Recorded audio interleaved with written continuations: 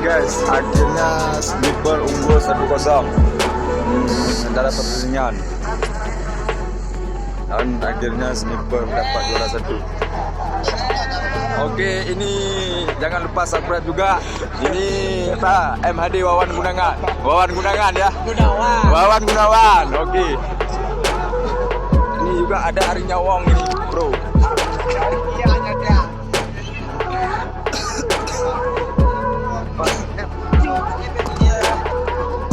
Bác là cô về thì cái cổ đu nào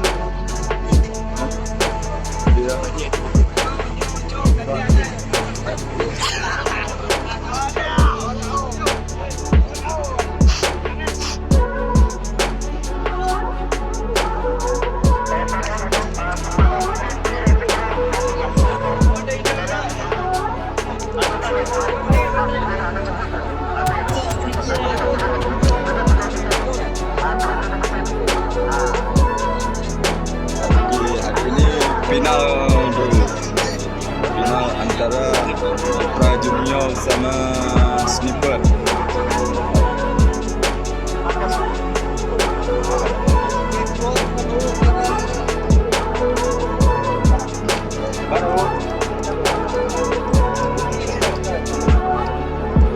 Hingga sini ada cewek guys. Siapa yang mau kenal sama Raja ini guys?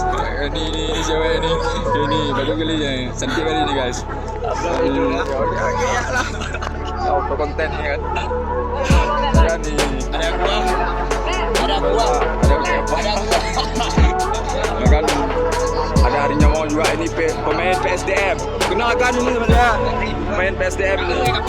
Nah, akhirnya mereka kalah di 8 besar guys. Ini ada pemain Apollo juga, Apollo 11. Ini pemain PSDM. Ini semuanya pemain PSDM.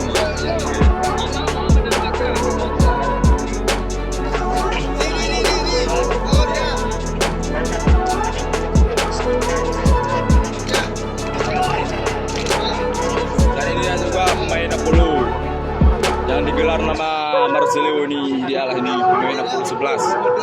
Mereka unggul kalah sama Pro Junior kemarin 3-0. Ini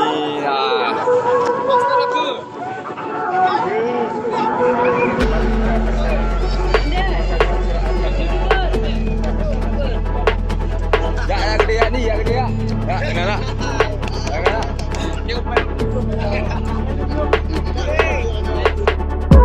Sniper Morates.